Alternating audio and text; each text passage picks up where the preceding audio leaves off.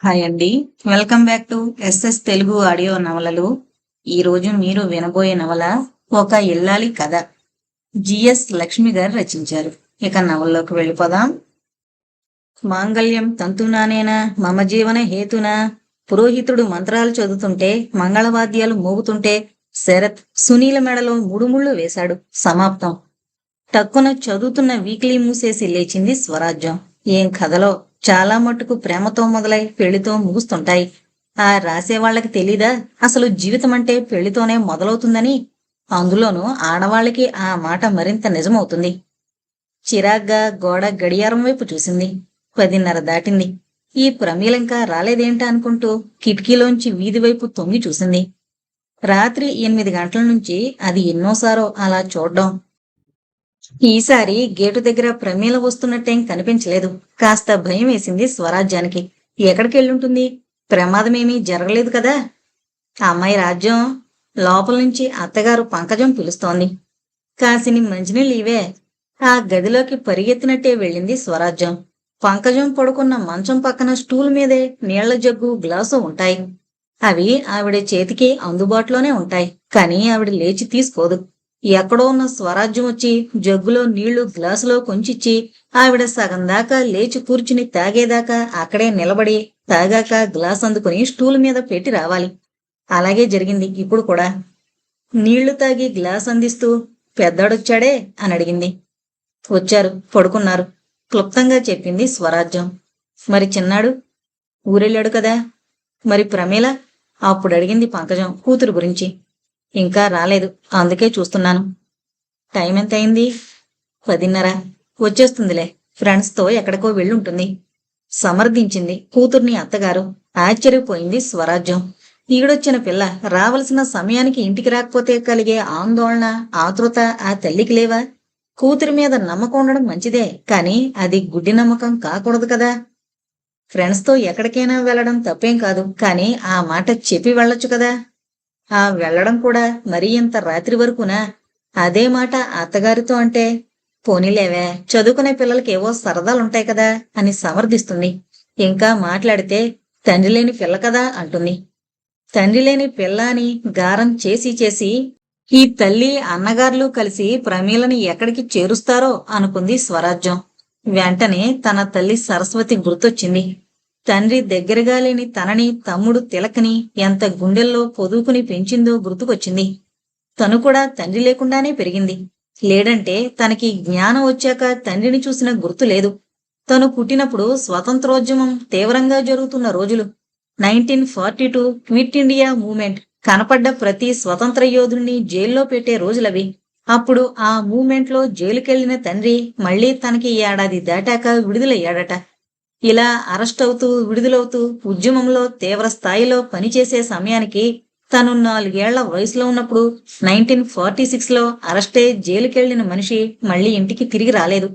ఎక్కడున్నాడో, అసలు ఉన్నాడో లేడో కూడా తెలీదు. దేశానికి స్వతంత్రమైతే వచ్చింది కానీ తమ తండ్రి మట్టుకు ఇంటికి రాలేదు. కొంతమంది చనిపోయాడేమో అన్నారు, మరి కొంతమంది అడవుల్లో పత్తా లేకుండా పోయాడన్నారు. అంత పసితనం నుంచి తనని తమ్ముడు తిలకని పావురాయి రెక్కల్లో పిల్లల్ని దాచుకున్నట్టు దాచుకుని పెంచిందమ్మ. తండ్రి తమకిచ్చిన సంపదంతా తమ పేర్లే. ఆ రోజుల్లో చాలా మంది దేశభక్తులు తమ పిల్లలకి సుభాష్, తిలక్ అని పేర్లు పెట్టుకునేవారు. అలాగే తండ్రి పరమేశ్వరం కూడా తనకి స్వరాజ్యమని, తమ్ముడికి తిలక్ అని పేర్లు పెట్టాడు. తల్లి తమ్ముడు గుర్తురాగానే స్తబ్దుగా అయిపోయిన మనసుతో నెమ్మదిగా నడుచుకుంటూ వచ్చి హాల్లో సోఫాలో కూలబడింది స్వరాజ్యం. స్వరాజ్యానికి 18వ ఏట రమణమూర్తితో పెళ్ళయింది. ఈ వాల్టికి అప్పుడే పెళ్ళే 12 సంవత్సరాలైంది. ఇంతవరకు పిల్లలు లేరు. పిల్లలు కలగనందుకు లోలోపల మదన పడుతున్నా అది స్వరాజ్యాన్నంతగా బాధించలేదు. ఎందుకంటే పెళ్ళే వచ్చేటప్పటికి స్వరాజ్యం మరిది పతాంజలికి 10 ఏళ్లు, ఆడపడుచు ప్రమీలకి 8 ఏళ్లు. అప్పట్నుంచి పెద్దరికం వహించి స్వరాజ్యమే వాళ్ల ఆలనా పాలనా చూస్తూ పూర్తిగా వాళ్ల బాధ్యతంతా మీద వేసుకోవడంతో వాళ్ల మీదే ప్రేమ, అనురాగం పెంచుకుంది. స్వరాజ్యం భర్త రమణమూర్తిని గురించి చెప్పాలంటే మహా పట్టుదల మనిషి. వాళ్ల వంశమే అటువంటిదని చెప్పుకుంటారు. పంతం, పట్టుదల ముందు పుట్టి తర్వాత వాళ్లు పుడతారని వాళ్ల వంశం వాళ్లంతా గొప్పగా చెప్పుకుంటారు. ఆ వంశంలోని లక్షణాలన్నీ మరికొంచెం ఎక్కువగానే ఉన్నాయి రమణమూర్తిలో. ఎప్పుడూ గంభీరంగా ఉంటాడు. ఏదైనా మాట అననే అండు. అంటే ప్రాణం పోయినా ఆ మాట మేరడు. పట్టుదలంటే ప్రాణమిచ్చే మనిషి. అతను కావాలని కోరి కోరి మరీ పెళ్లి చేసుకున్నాడు స్వరాజ్యాన్ని. ఇంటి పెత్తనమంతా స్వరాజ్యాందే. ఎంతవరకు? ఎవరికి కావలసినవి వాళ్లకు జరుగుతున్నాయా లేదా అని చూసే వరకు మాత్రమే. కాని ఎవరికేం కావాలో నిర్ణయించేది మాత్రం రమణమూర్తే. నిర్ణయాధికారం ఉండడానికి, దాన్ని అమలు జరిగేలా చేయడానికి మధ్య గల రేఖ చాలా చిన్నది. ఒక్కొక్కసారి కొన్ని రకాల పరిస్థితుల్లో ఆ రేఖ ఎక్కడుందో తెలుసుకోవడంలో స్వరాజ్యం పొరపాటు పడుతూ ఉంటుంది. అటువంటి సమయాల్లో రమణమూర్తి నరసింహావతారమే ఎత్తుతాడు. ఆ కోపాన్ని తట్టుకోలేనప్పుడు స్వరాజ్యానికి తల్లి ఒడి గుర్తుకొస్తూ ఉంటుంది. స్వరాజ్యం తల్లి సరస్వతి, ఇద్దరు పిల్లల తల్లి ఎంత బాధ్యతగా ఉండాలో సరిగ్గా అలాగే ఉండేది. అత్త, మామగారు, బావగారులు, మరుదులు, ఆడపడుచులు ఉన్న ఉమ్మడి కుటుంబంలో ఉత్తమ ఇల్లాలుగా పేరు తెచ్చుకుంది. సిరి సంపద ఉన్న కుటుంబమే. స్వరాజ్యం తాతగారు జగన్నాథం గారికి కోనసీమలో సుక్షేత్రమైన పంట భూమి, చెప్పుకోదగ్గ కొబ్బరి తోట ఉన్నాయి. దానికి తోడు ఆయన పరువు మర్యాదలకి ప్రాణమిచ్చే మనిషి. ఊరి మొత్తానికి పెద్ద మనిషిగా అందరూ ఆయన్ని గౌరవించేవారు. ఆయనకి 6 మగపిల్లలు, 3 ఆడపిల్లలును. వాళ్ళందరికీ పెళ్లిళ్ళు, పురుళ్ళు, కథలు, కార్యాలు, వీటన్నింటితో వాళ్ళిల్లు సంవత్సరంలో 360 రోజులు నిత్య కళ్యాణం పచ్చతోరణంగానే ఉండేది. ఆ రోజుల్లో 100 ఎకరాలున్న వాళ్ళైనా సరే, వాళ్ల ఇళ్లల్లో ఆడవాళ్లకి ఈ రోజుల్లో ఆడవాళ్లకున్నన్ని సదుపాయాలు ఉండేవి కావు. శారీరకంగా ఎక్కువ కష్టపడాల్సి వచ్చేది. ఇంట్లో 10 మంది పాలేళ్లున్నా వాళ్ళు బయట పొలాల్లోనే పనిచేసేవారు. వాళ్ళకి చెద్దన్నాలు వండి పెట్టడాలు, మడి, తడి, ఆచారం, సాంప్రదాయం అంటూ ఏదో ఒక పర్వదినం పేరు చెప్పి స్నానాలు, తడిబట్టలు, అంట్లు, మైలపడ్డాలు, ఇలా గుడుగుడు గుంచంగా రోజులో 24 గంటలు ఇంట్లోనే దేనికో దానికి తాపత్రయపడుతుండేవారు. ఇంట్లో ఎంతమంది ఆడవాళ్లున్నా అందరికీ ఏదో ఒక పని ఉండేది. పొద్దుగూకులు ఇంట్లోనే ఏదో ఒక పని చూసుకోవడం తప్పితే తమ సంగతేంటి అనే ఆలోచనే వాళ్లకుండేది కాదు. ఎవరికైనా అలాంటి ఆలోచన కనుకొస్తే వాళ్ళని ఇంటిని విడదీసే మనుషుల్లాగే లెక్కేసేవారు. అటువంటి కుటుంబంలో 6 మగపిల్లలు, 3 ఆడపిల్లలు గల కుటుంబంలో 4వ కొడుకు స్వరాజ్యం తండ్రి పరమేశ్వరం. స్కూలు ఫైనల్ పాస్ అయి కాకినాడలో ఇంటర్లో చేరుతుండగానే స్వాతంత్రోద్యమం వైపు ఆకర్షితుడయ్యాడు. డిగ్రీలో చేరాడో లేదో మరింక చదువుకు స్వస్తి చెప్పేసి పూర్తిగా ఉద్యమంలో చేరిపోయాడు. జైలుకెళ్లాడు, విడుదలయ్యాడు. ఇలా కొన్నాళ్లు జరిగింది. అప్పటికే స్వరాజ్యం, తిలక్ పుట్టారు. పరమేశ్వరం జైలుకు వెళుతూ ఉండడం, కొన్నాళ్లు శిక్ష అనుభవించి విడుదలవుతుండడం, ఇదంతా ఆ ఇంట్లో వాళ్ళకి మామూలైపోయింది. అది 1946వ సంవత్సరం. ఇవాళొస్తోంది స్వరాజ్యం, రేపొస్తోందని అందరూ రోజులు లెక్కబెడుతున్న రోజులు. రోజుకొక రకం వార్త ప్రచారంలోకి వస్తుంది. ఆ రోజుల్లో స్వరాజ్యానికి మరేమీ గుర్తులేవు కాని ఒక్క దృశ్యం మటుకు ఎప్పటికీ ఫ్రేము కట్టిన ఫోటోలా కళ్ల ముందు నిలబడుతుంది. స్వరాజ్యానికి అప్పుడు 4 ఏళ్లుండొచ్చు. తిలక్ నెలల పిల్లాడు. తండ్రి పరమేశ్వరాన్ని ఏదో ప్రశ్నించడానికన్నట్లు పోలీసులు తీసుకువెళుతున్నారు. స్వరాజ్యం తల్లి సరస్వతి ఇంటి సింహద్వారం లోపల వైపు ఒదిగి నిలబడుంది. ఆవిడ చంకలో తిలక్, కొంగు పట్టుకుని స్వరాజ్యం ఉన్నారు. పరమేశ్వరం తల్లి ఒక కాలు గుమ్మం అవతల, మరొకటి లోపల పెట్టి బయటకు రాకుండా అతన్ని చూస్తోంది. మెట్లు దిగుతున్న పరమేశ్వరం చివరి మెట్టు మీదాగి ఒక్కసారి వెనక్కి తిరిగి గుమ్మం వైపు చూశాడు. తల్లి కళ్లల్లో కొడుకుని దూరమైపోతున్నావంటున్న ఆప్యాయతానురాగాలు, భార్య కళ్లల్లో నన్నేం చేసిపోతారంటూ సందిగ్ధ ప్రశ్నలు. ఇద్దరూ కలిసి నువ్వెళ్ళిపోతే మేమెలా ఉండమన్న సంయుక్త అర్థాన్ని స్ఫురించినట్టుగా అనిపించి వెనక్కి తిరిగి ఒక్కొక్క అడుగే వేస్తూ తల్లి దగ్గరకొచ్చి నిలబడ్డాడు. ఆ రోజుల్లో పెద్దవాళ్లకెదురుగా భార్యాభర్తలిద్దరూ ఒకరితో ఒకరు మాట్లాడుకునే అలవాటుండేది కాదు. అందుకే పైకి తల్లితో చెప్పాడు, అమ్మా వెళ్ళొస్తా అని. ఇంకెన్నాళ్ళు నాయనా నువ్విలా జైలుకెళ్లి త్యాగాలు చేయడం? ఆక్రోశించింది తల్లి హృదయం. తల్లడిగిన ప్రశ్నకి పరమేశానికి అతని గురువుగారు మొసలికంటి తిరుమలరావు గారు గుర్తొచ్చారు. ఆయన అన్న మాటలు గుర్తొచ్చాయి. తల్లి ప్రశ్నకి జవాబుగా అవే మాటలు చెప్పాడు. త్యాగం మాది కాదమ్మా, నీది. మేము ఇక్కడుండే బదులు జైల్లో ఉంటామంతే. కానీ నిజమైన త్యాగమూర్తులు మీరమ్మా. ఎదిగిన కొడుకుల భుజాల మీద విశ్రాంతి తీసుకోవలసిన ఈ వయసులో ఆ కొడుకుల్ని మీరు దేశమాత దాస్య శృంఖలాల్ని విడిపించడానికి వీరతిలకం దిద్ది పంపుతున్నారే, మీరమ్మా త్యాగమూర్తులు. బాధ్యతగా పెళ్ళాం పిల్లల్ని పోషించి ఒక దారికి తేవలసిన కుటుంబ యజమానులం. ఆ పెళ్ళాం పిల్లల్ని మరొకరి పంచన వదిలేసి వెళుతుంటే దేశమాతను స్వతంత్రాల్ని చెయ్యండి, మా గురించి దిగులు పడకండి అని వీరకంకణం కట్టి పంపుతున్నారే ఆ పతివ్రతలమ్మ నిజమైన త్యాగమూర్తులు. మేం బాధపడ్డమే కాదు, మా కుటుంబాల్ని కూడా నిర్లక్ష్యం చేస్తున్నా మమ్మల్ని వెన్నుతట్టి ప్రోత్సహించి స్వాతంత్రం సిద్ధించుకుని రమ్మని పంపుతున్నారే అటువంటి మీరమ్మ త్యాగమూర్తులు అంటూ జైలుకెళ్లిన పరమేశం మళ్లీ తిరిగి ఇంటికి రాలేదు. ఫ్రేము కట్టిన ఫోటోల తన హృదయంలో ముద్రించుకుపోయిన ఆ దృశ్యం తల్లి కొంగు పట్టుకుని నిలబడ్డ తనకి ఇప్పటికీ గుర్తే. కాని ఆ మాటలే అప్పుడు అర్థం కాలేదు. తర్వాత చాలాసార్లు ఆ మాటలకు అర్థమేంటని తల్లిని అడిగింది. తనకి 10 ఏళ్లున్నప్పుడు ఆ మాటలు తన కళ్ల ముందు తండ్రిని హీరోలా నిలబెట్టాయి. 25 ఏళ్లున్నప్పుడు అవే మాటలు ఒక బాధ్యత లేని భర్తగా నీ భార్యకి అన్యాయం చేశావు అనాలనిపించాయి. ఇప్పుడు ఇంత వయసొచ్చాక నీ దేశభక్తి వల్ల తండ్రిగా నాకు తమ్ముడికి కూడా చాలా అన్యాయం చేశావు నాన్న అనాలనిపిస్తోంది. కాని ఆ విధంగా అనుకోవడానికి కూడా మనసు ఒప్పడం లేదు. ఎందుకంటే ఇప్పటికీ ఆ దేశభక్తుడి ఔన్నత్యం ముందు తను పిపీలకంగానే మిగిలిపోతుంది. కాని తండ్రి ఉండి కూడా లేనివాడుగా తను తిలక్ అనుభవించిన అనుభవాలు ఎప్పటికీ మరిచిపోలేనివి. మరీ ముఖ్యమైంది ఆ రోజు తాతగారింటి మండువాలో జరిగిన వేడి వాడి మాటలు. స్వరాజ్యానికి 10 ఏళ్ల వయసున్నప్పుడు తాతగారు జగన్నాథం గారు పోయారు. ఆయన ఉన్నన్నాళ్ళు స్వరాజ్యానికి తిలకకి తండ్రి లేని లోటు తెలియలేదు. ఒక్క పరమేశం తప్ప మిగిలిన 5గురు కొడుకులు తండ్రి వెనకే ఉండి పొలం పనులు చూసుకునేవారు. పొలం మీదొచ్చే రాబడి ఇంట్లో మర్యాదలకి, కథలు, కార్యాలకి ఆడంబరంగా ఖర్చు పెట్టేవారు. మళ్లీ పొలం పనులొచ్చేసరికి పెట్టుబడికి అప్పు చేయాల్సి వచ్చేది. కాని ఆ మాట మట్టుకు ఆయన ఉన్నన్నాళ్ళు బయటికి పోకనీ లేదు. చాలా ఉమ్మడి కుటుంబాల్లో లాగానే కుటుంబ పెద్ద మరణించగానే జగన్నాథం గారి కొడుకులు కూడా ఆస్తులు అప్పులు పంచుకున్నారు. కుటుంబ పెద్ద గతిస్తే కాని ఆ కుటుంబ ఆర్థిక పరిస్థితి లోకానికి తేటతెల్లం కాలేదు.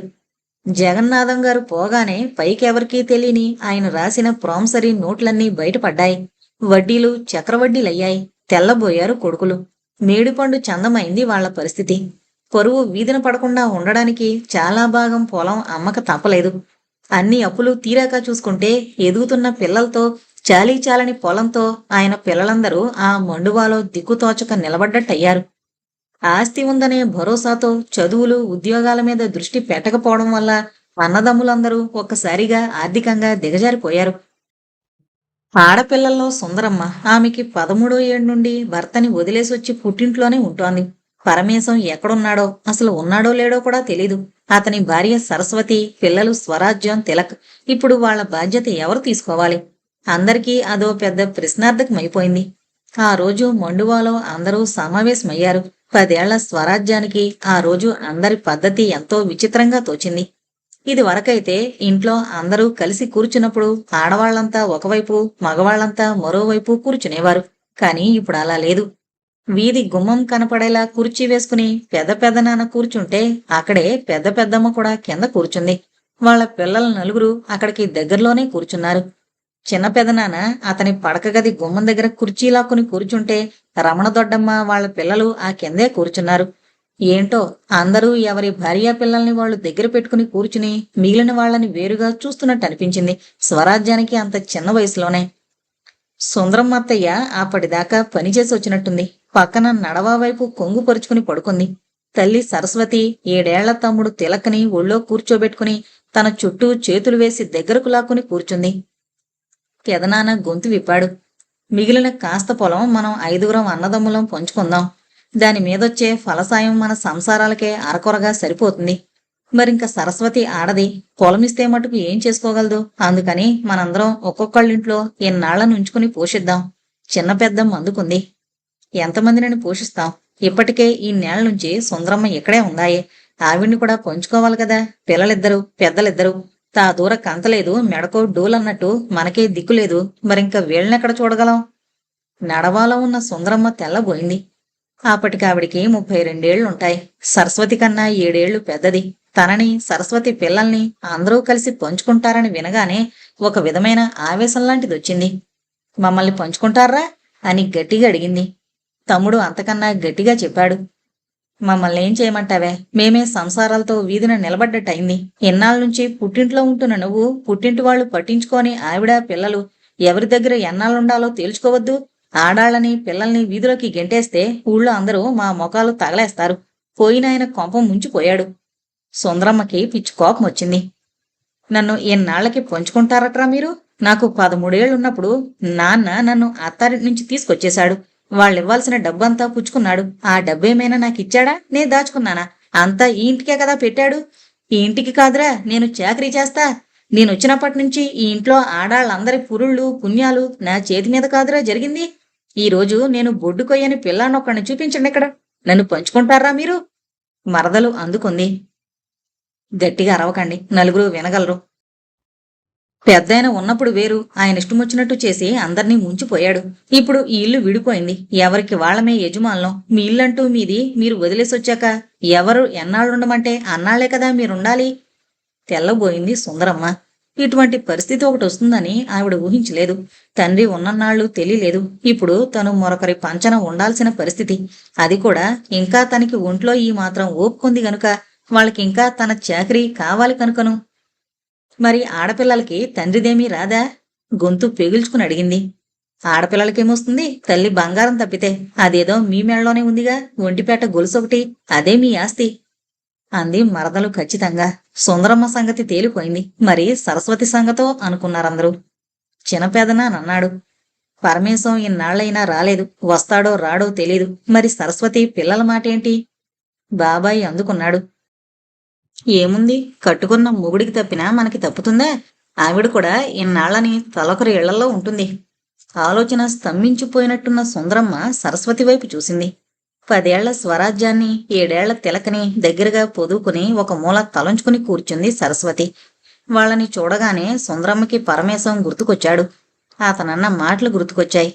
దానికి నోట్లో నాలిక లేదే అక్క, కాస్త చూస్తుండవే. ఉలిక్కి పడింది.